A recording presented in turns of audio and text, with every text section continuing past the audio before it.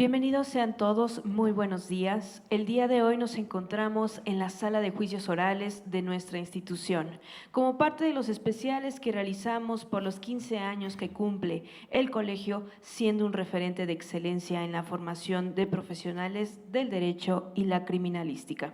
En esta ocasión nos acompañan el director académico del Colegio Jurista, el maestro Mauricio Marín, y recibimos con mucha distinción al magistrado Sergio González Bernabé, miembro del Consejo de la Judicatura Federal.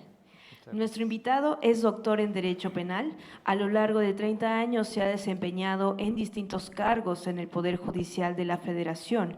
Ha fungido como secretario de Acuerdos de Juzgado de Distrito y de Tribunal Colegiado de Circuito, secretario de Estudio y Cuenta en la Suprema Corte de Justicia de la Nación, juez de distrito, magistrado de circuito, secretario ejecutivo de Disciplina del Colegio de la Judicatura Federal. Como magistrado de circuito, fue comisionado por el Pleno de la Suprema Corte de Justicia de la Nación para investigar las violaciones graves a derechos humanos acontecidos en Texcoco y San Salvador Atenco en el año 2006. Ha sido catedrático en distintas instituciones educativas, incluida la Escuela Federal de Formación Judicial del Consejo de la Judicatura Federal, así como ponente en múltiples eventos académicos. Desde el 2019 ocupa el cargo de consejero de la Judicatura Federal. Magistrado, es un honor para nosotros recibirlo en nuestras instalaciones. Para comenzar nuestra charla, quisiera preguntarle, ¿qué es la carrera judicial? ¿Con este? No, con ambos, por favor. Con este, muy bien. Muchas gracias, muy buena tarde a todas y a todos ustedes. Gracias por permitirme estar aquí en esta universidad y tener este diálogo. Miren, hay diferentes opiniones doctrinarias sobre qué es la carrera judicial. Por ejemplo, Lucía Arbeláez de Tobón dice que es una garantía, la carrera judicial es una garantía de la independencia del juez, del juzgador, de la juzgadora. Y también una garantía de la debida administración de justicia. Otro autor, Juan Jiménez Mayor, dice que es una institución que regula el ingreso, la permanencia, el régimen disciplinario, los derechos, los deberes y la capacitación de quienes van a ejercer la función jurisdiccional. Otro constitucionalista, Néstor Pedro Sagüez, dice, para que haya carrera judicial es necesario que exista una magistratura judicial, pero no basta que haya ese cuerpo judicial, una magistratura judicial, para que haya carrera judicial. Por ejemplo, hay lugares en el mundo donde a los magistrados y a los jueces los designan todavía el presidente de la República o el presidente de la nación. Acá en México tenemos estados de la República donde a los magistrados los designa todavía el gobernador del estado. Entonces, realmente ahí no se accede al cargo de juzgador a través de una carrera judicial. Hay otros lugares donde a los jueces y a los magistrados los designan la Suprema Corte de Justicia de la Nación. Acá, en el caso de nosotros, a nivel federal, en México, a los jueces y magistrados los designa el Consejo de la Judicatura Federal. El Consejo, como ustedes saben, es una institución de más o menos reciente creación. Surgió con una reforma que se dio con el ascenso a la presidencia de la República del presidente Zedillo, Ernesto Zedillo, que vino a reformar realmente al Poder Judicial de la Federación, porque sobre dos grandes aspectos. Anteriormente, la Suprema Corte de Justicia de la Nación se integraba por 26 ministros, fíjense, 21 ministros de número, digámoslo así. Había 4 salas, la sala penal, la administrativa, la penal y la laboral, cada sala integrada por 5. Si lo multiplicamos por 4 son 20 y el presidente 21. Pero había además una sala auxiliar, Esa sala auxiliar, como su nombre indica, auxiliaba a cualquiera de las demás salas. Entonces eran 5 más, eran 26 integrantes de la Corte, pero 21 integraban el Pleno. Bien, vino una reforma y de 26 ministros se reduce al número actual, a 11 ministros, con solamente 2 salas, la sala penal y civil y la sala administrativa y laboral. Pero no solamente fue el cambio en el número de integrantes, sino que anteriormente la Suprema Corte era la que administraba a todo el Poder Judicial. Era la que compraba desde el lápiz hasta determinaba los salarios y todo lo demás de las adscripciones, etcétera, de los juzgadores federales. Entonces, había una comisión de administración que integraban 2 ministros. Hace rato hablábamos de uno de ellos, el último administrador de la Suprema Corte en ese sentido fue el ministro Juan Díaz Romero. A él le tocó entregar, digamos, la anterior Corte a la nueva, y él, como siguió de ministro, pues continuó, fue el único que pudo continuar.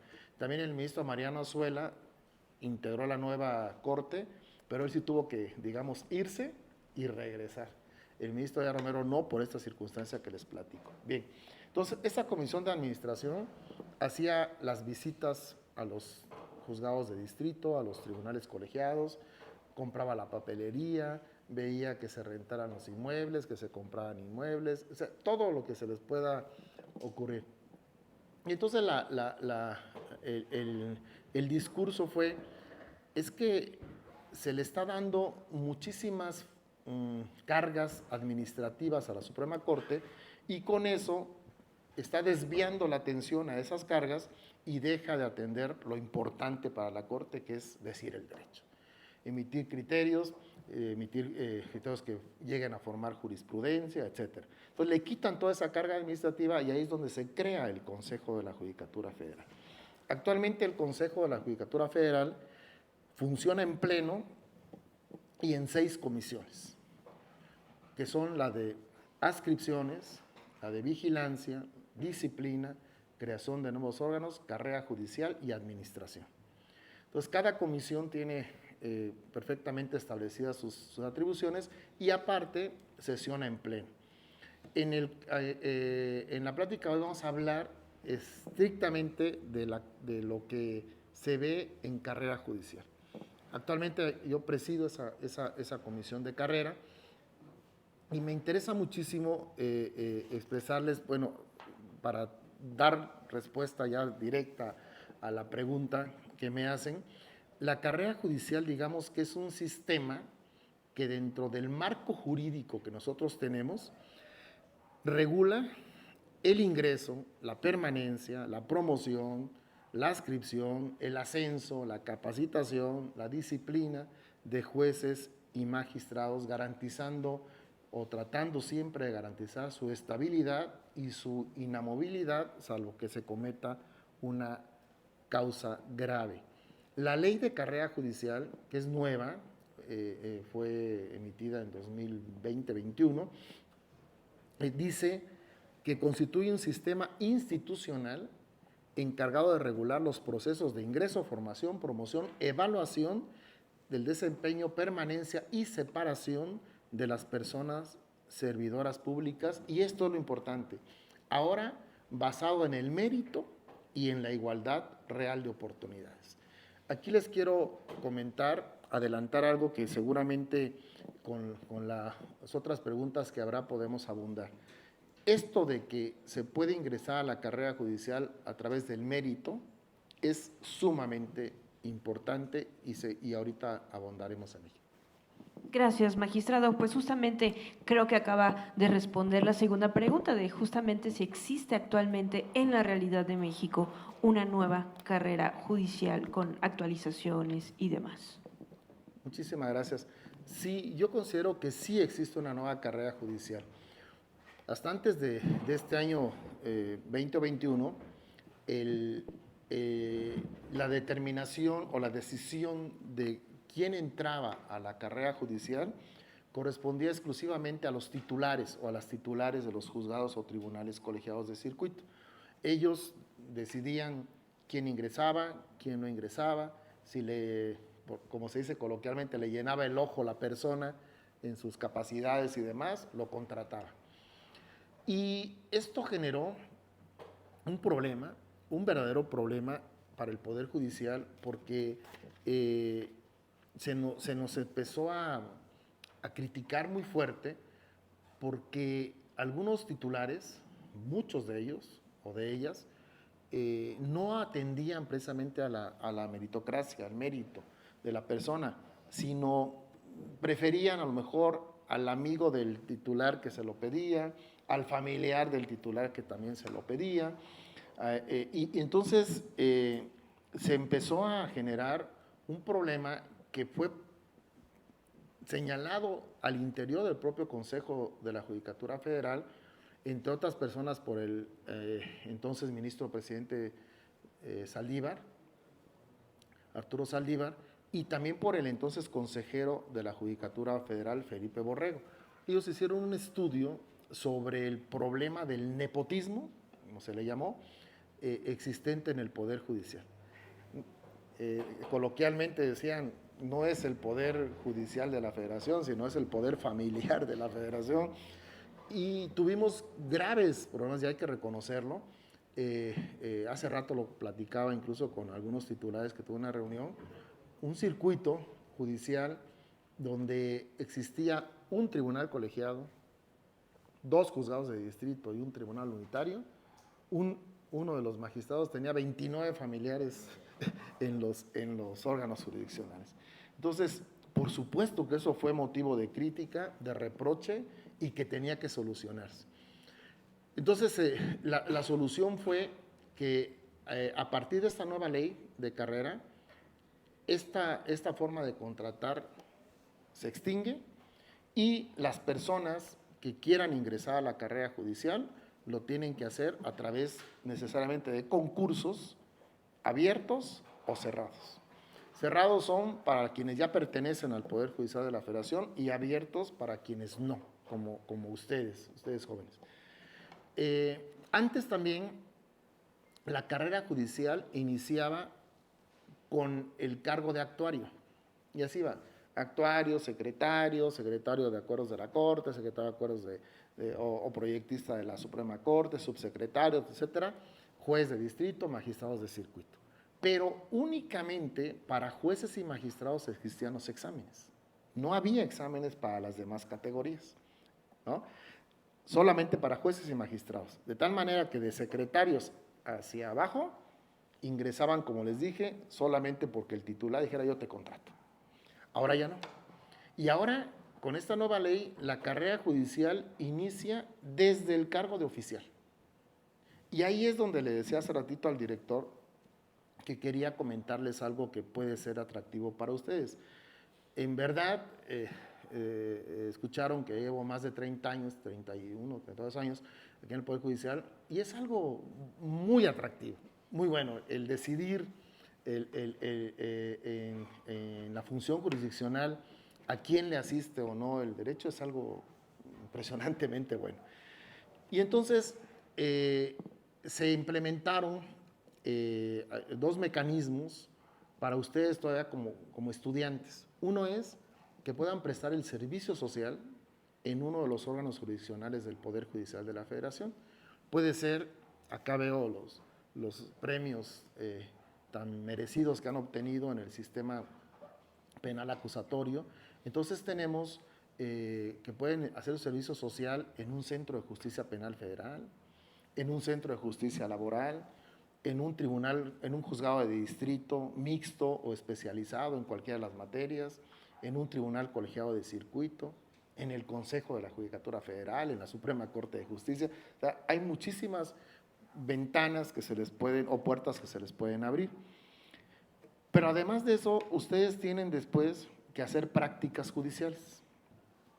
Y después del servicio social, no sé, hay instituciones, no sé si aquí la tengan, pero hay instituciones educativas que también les piden que hagan prácticas judiciales. Entonces, ustedes después del servicio pueden continuar en el órgano donde estén, judicial, con las prácticas judiciales. Eso, el estar ahí en el juzgado el estar ahí pudiendo ver los expedientes, pudiendo ver cómo se dicta una resolución, cómo se discuten los asuntos en un tribunal, es algo sumamente valioso para ustedes, porque no solamente van a llevar el conocimiento teórico, sino ya en la práctica cómo se resuelve. Y lo que considero yo que es atractivo es que ese servicio social y esas prácticas van a ser evaluadas por su titular, por quien sea su titular, y si tienen una calificación aprobatoria, pueden ingresar de manera inmediata al cargo de oficial judicial y ahí iniciar la carrera judicial. Entonces, es algo que quiero manifestárselos así, porque creo que es atractivo, ustedes están empezando esta la carrera, por supuesto que hay muchas aristas en la carrera, puede ser la docencia, puede ser el litigio, puede ser la carrera judicial, lo que quieran, pero está a su disposición estas posibilidades. Muchas gracias. Gracias, magistrado. Qué gentil. Magistrado, doctor, pues yo nuevamente le doy la bienvenida, agradecerle nuevamente su presencia, que nos honra de verdad. Y en sintonía con lo que veníamos comentando, alguien como usted, que tiene una trayectoria amplísima y muy vasta en el Poder Judicial, que ha recorrido prácticamente todos los escalones de la carrera judicial, pues me da mucha tranquilidad y hace mucha congruencia que esté usted en el Consejo de Judicatura Federal, precisamente en la Comisión de Carrera Judicial. De manera que yo le quisiera preguntar, aprovechando este expertise que usted tiene, ¿cómo es el proceso de designación de las categorías de la carrera judicial? Sí, cómo no. Gracias, director. Actualmente, como les comentaba, les adelantaba, ya todos los ingresos a la carrera judicial son a través de concurso. Necesariamente tienen que hacer ya un concurso. Se lanzan convocatorias por la Escuela de Formación Judicial para categorías a lo mejor de oficiales. Ahorita está en curso uno de oficiales, se inscribieron 4,000 y tantas personas. Y de ese examen, de ese concurso, pues se selecciona a las mejores calificaciones. Normalmente es de 80 hacia arriba. El ingreso puede ser desde esa categoría que es la más baja, la de oficial, o la de actuario o de secretario. Solamente que para ser secretario, la ley establece otros requisitos, no solamente haber terminado la carrera y tener una licenciatura en Derecho, sino tener por lo menos 3 años de experiencia profesional a partir del título. ¿No?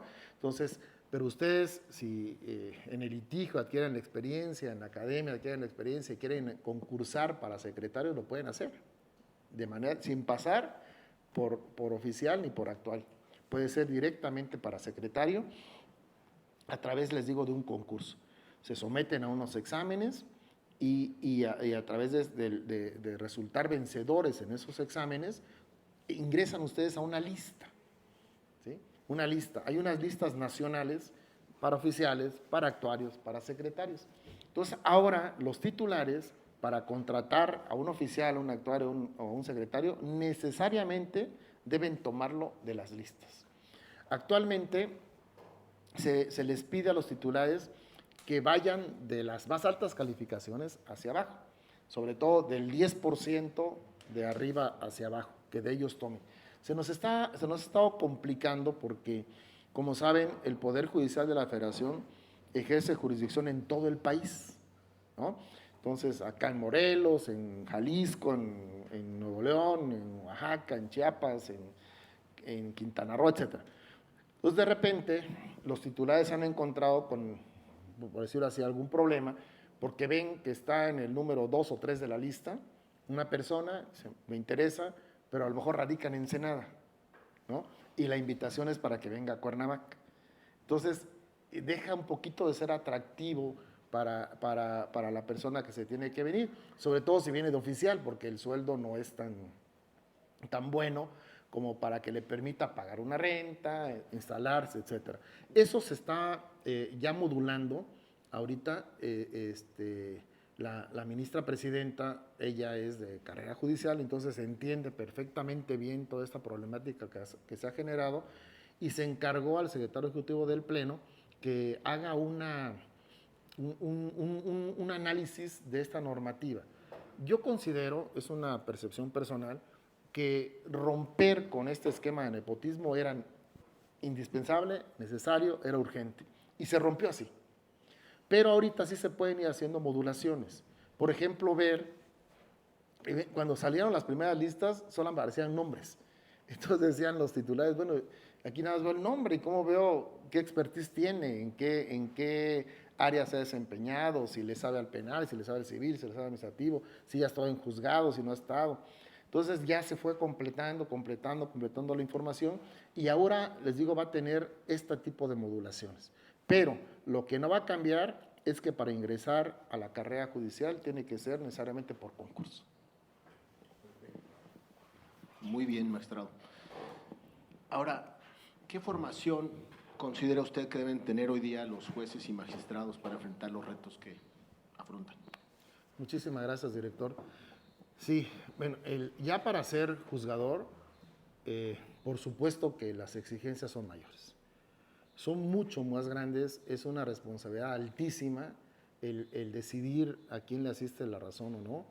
Implica conocimientos muy vastos de derecho constitucional, de derecho común, ordinario, en todas las materias, de derechos humanos, conocimiento ahora de los criterios no solamente de jurisprudencia de nuestro país, sino a nivel internacional, porque el artículo 1 de la Constitución ya ven que incorporó el tema de convencionalidad pues a la Constitución nuestra, entonces forman parte realmente de nuestra Constitución. Recuerdo que en su momento cuando salió esto del artículo 1, presidía la Suprema Corte el ministro Genaro Góngora Pimentel, y no sé si, bueno, están muy jóvenes, pero había un eslogan televisivo que decía, mexicano, esta es tu Constitución, ¿no? Y salía el eslogan y enseñaban el librito y esta es tu Constitución. Y decía el ministro Góngora, mexicano, esta es tu Constitución y todos estos tratados internacionales y jurisprudencia internacional. Entonces, ese conocimiento necesariamente deben de tener. Y ahí la exigencia para el ingreso es mucho mayor. Por supuesto que es necesario un concurso. Los concursos, según la Constitución, pueden ser libres o abiertos, ¿sí? Últimamente no se han hecho, internos o abiertos, no se han hecho concursos abiertos, va a tener que hacerse porque es una disposición constitucional que lo ordena. Y para ingresar a la carrera a ser juzgador se requiere haber tenido la experiencia profesional que les decía, por lo menos 3 años, acreditar ser licenciado en Derecho, si tiene mayores grados mejor, y someterse al concurso. El concurso ordinariamente consiste en, primero, una evaluación teórica, donde se someten a exámenes de muchísimas preguntas, con conocimiento de jurisprudencia nacional, internacional y de derecho común, y a veces se inscriben, no sé, 600 personas, ¿no? 700 o 1000, y se seleccionan, en la convocatoria dice, se va a lanzar un concurso para 60 plazas, ¿no? Siempre se busca que quienes se inscriban y quienes se registren sean más de las plazas que se van a ocupar. A lo mejor se pueden admitir a 80, y sabemos que de esos 80, 20 no van a quedar. Y han existido concursos, tuvimos el último, a mí me tocó estar en ese jurado, le decía al señor director que ahora digo el SPA, que es el Sistema Penal Acusatorio, tuvimos un examen de este sistema y lo que requeríamos era 40 juzgadores o juzgadoras. Se hizo el examen, se hizo en la convocatoria, se lanzó para que ingresaran 60, se emitieran 60 y de esos 60 esperábamos que salieran 40 y resultaron vencedores 12. No pudieron resultar más vencedores. El examen es bastante riguroso. Les voy a platicar cómo fue.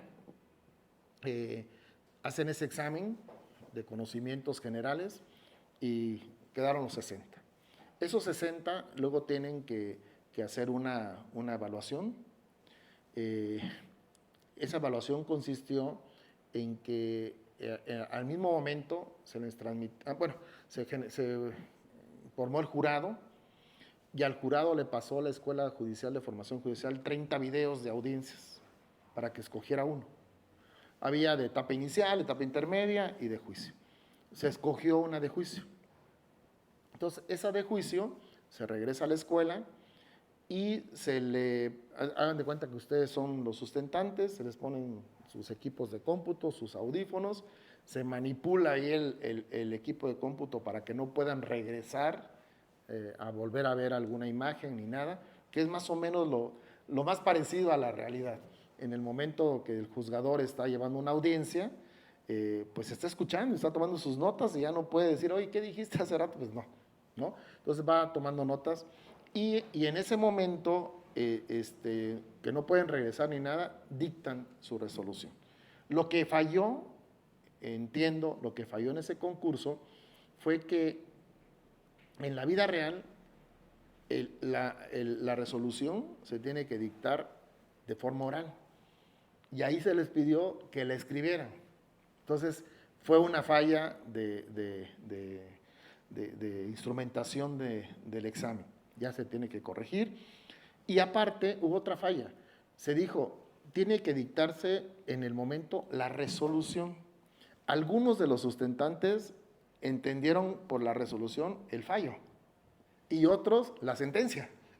Entonces ya como jurado, es que la volteé y ya como jurados dijimos, bueno, como fue un error de la escuela, pues si dictaron el fallo lo tenemos como bueno y si dictaron la resolución la tenemos como buena, porque la sentencia la tenemos como buena porque fue una falla entonces para que vean que tampoco ha sido fácil por parte de la escuela y del consejo iniciar con este tipo de exámenes nuevos.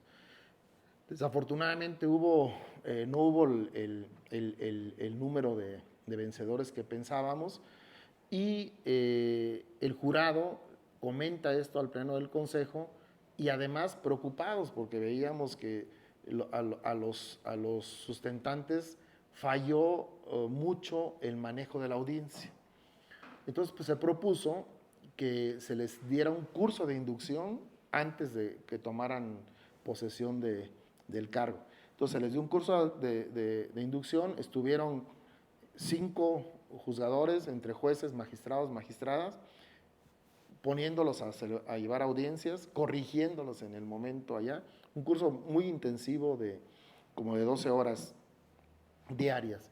Y ya de esa manera llegaron a su juzgado. Hubo otra experiencia muy, muy interesante del primer concurso para la designación de magistrados y magistradas. Ese fue diferente. Se parte de la base de que ya habían sido juzgadores, ya habían sido jueces o juezas, se inscriben para el concurso de magistrados y en ese concurso normalmente, bueno, ahora ya todos los tribunales son colegiados. Teníamos antes unitarios, desaparecieron los tribunales unitarios, se convirtieron en tribunales colegiados de apelación, entonces de tal manera que ahora todos los tribunales son colegiados.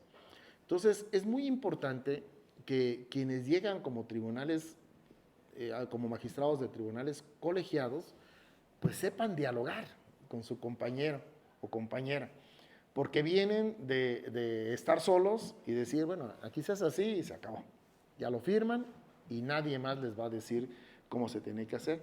En cambio, ya en un cuerpo colegiado, la relación no es tan fácil, ¿verdad? Porque puede haber alguien que diga, pues sí, pues yo no estoy de acuerdo con tu proyecto, yo opino diferente, yo creo que en lugar de conceder se debe negar, o otro puede decir, no, pues para mí se debe sobreseer. Entonces, ¿ahí qué hacemos? Uno dice conceder, otro negar y otro sobreseer. Entonces, esto hizo que se generara un cambio en la estructura del examen. Anteriormente, igual que a los jueces, les ponía ahí un temario kilométrico enorme, a la hora del examen, bueno, se sometían igual al examen teórico, luego a un examen práctico, tenían que hacer unos proyectos de resolución y después someterse a un examen oral ante un jurado.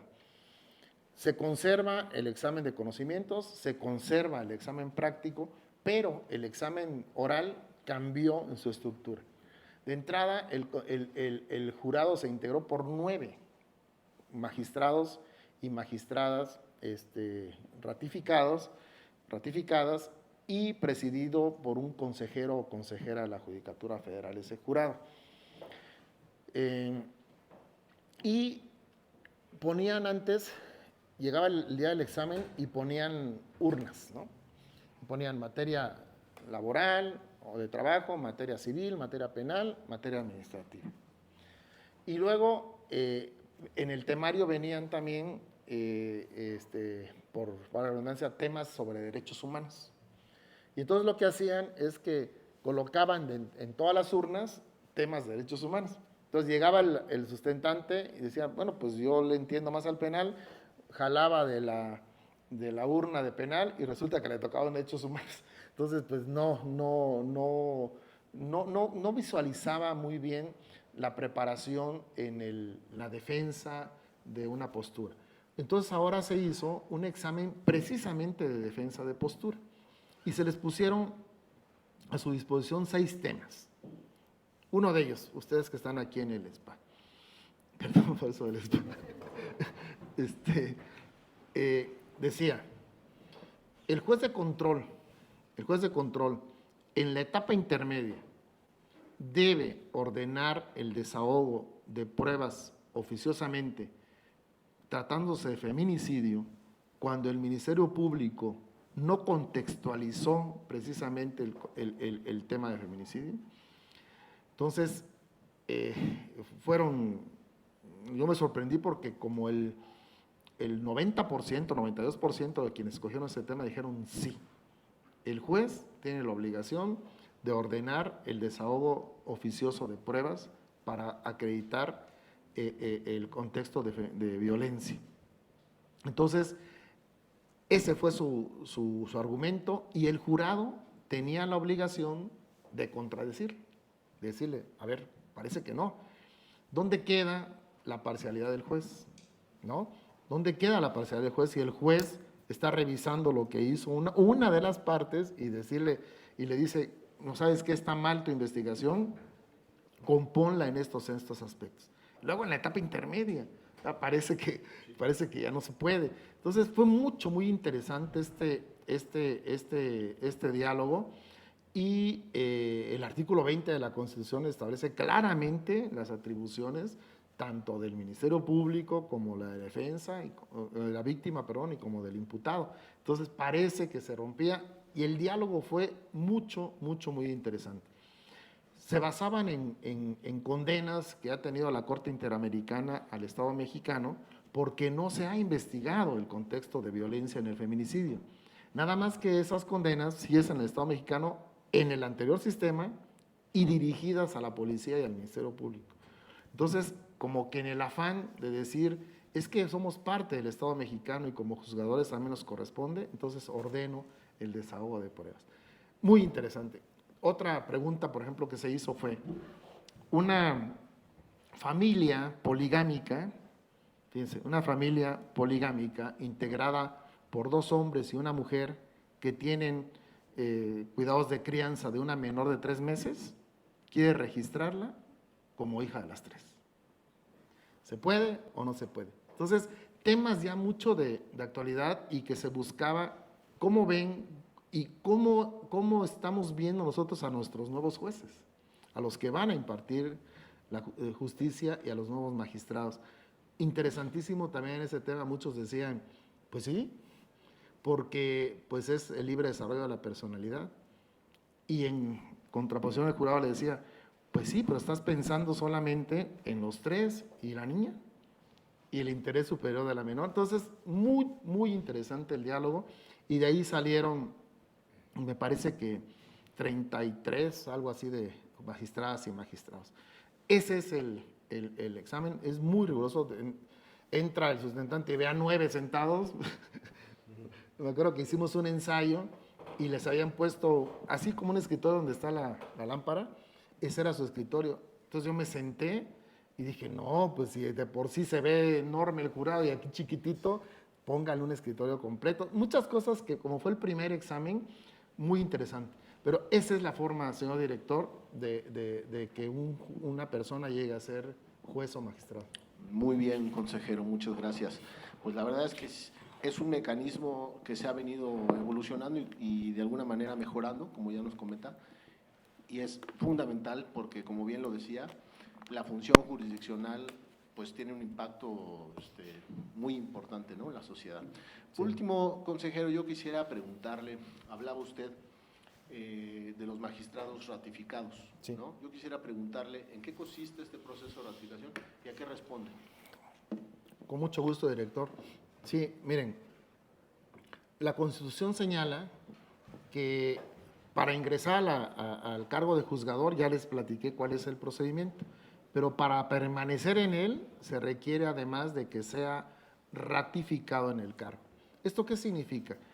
Cuando la Constitución señala que durarán en su encargo una vez designados 6 años, 6 años, y después del cual, si es ratificado, adquiere el derecho a la inamovilidad en el cargo.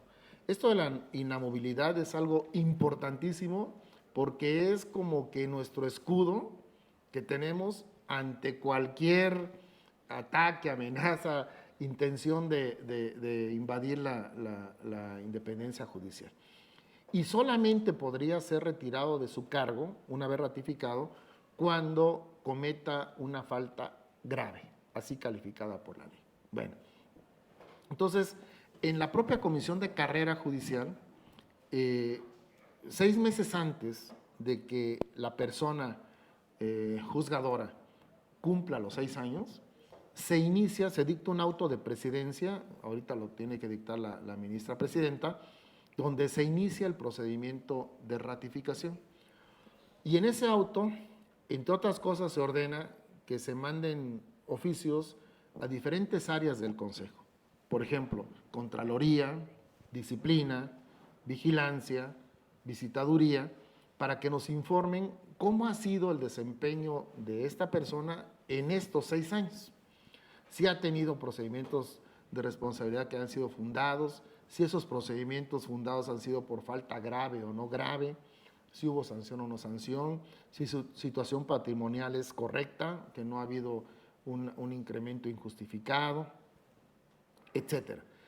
Si tiene procedimientos de investigación o no, pendientes, y esa información se hace llegar a la Comisión de Carrera Judicial.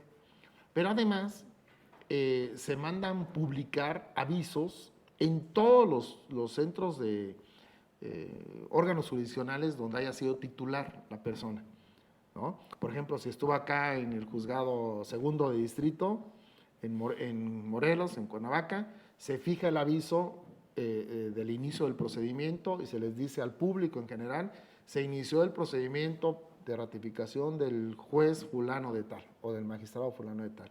Si hay alguna queja en relación con esto, háganla del conocimiento de la Comisión de Carrera Judicial a esta dirección. Y así, si estuvo en Guadalajara, se hacen los avisos. Ya con toda esa información, se emite un dictamen de ratificación o no ratificación.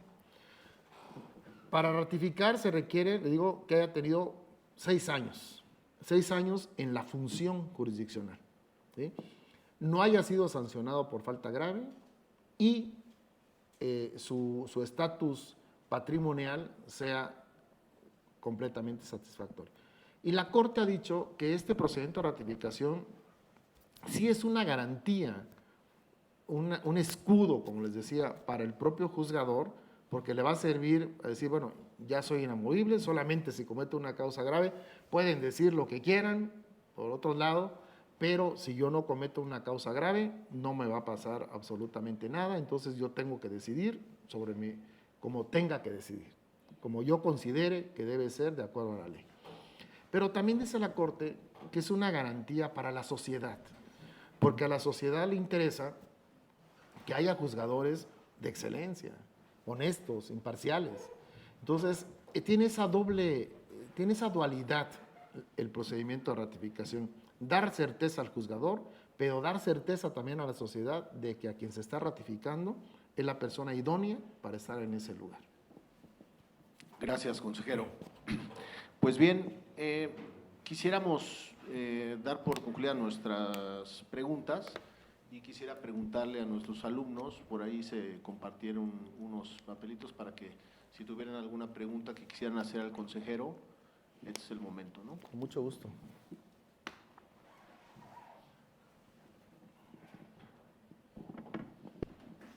¿Alguien tiene alguna pregunta? A ver. Sí, ahí la traen. Están escribiendo.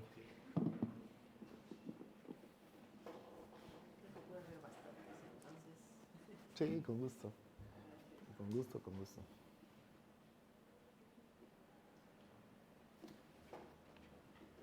¿O la quieren expresar así de...?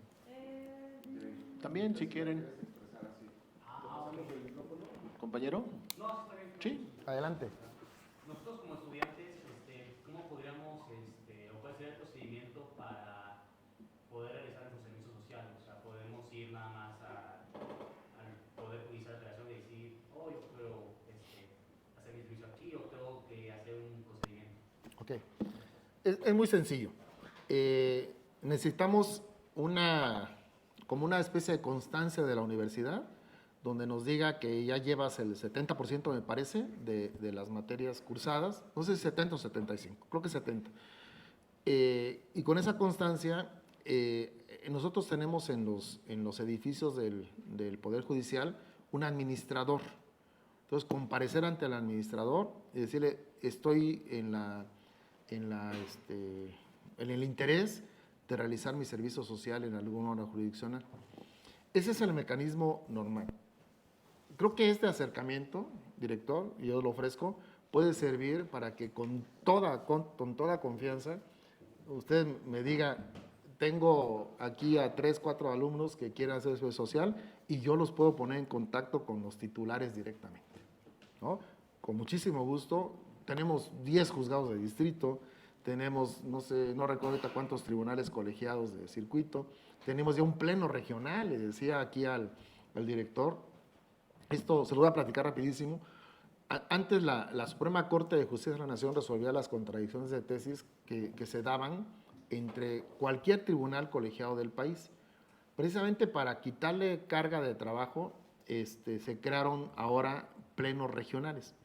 Acá en la ciudad de Cuernavaca quedó instalado el pleno regional en materia administrativa, pleno regional centro-sur, o sea, del centro de la capital del país hacia el sur, va a conocer de todos los problemas que hay en los tribunales colegiados del sur, del centro hacia el sur, este tribunal. Entonces tenemos también ese tribunal, tenemos tribunales colegiados de apelación, entonces hay puertas, hay muchas, y se los digo nuevamente, director, con toda confianza me dicen, tengo este listado de jóvenes estudiantes que quieren hacer servicio y lo vemos.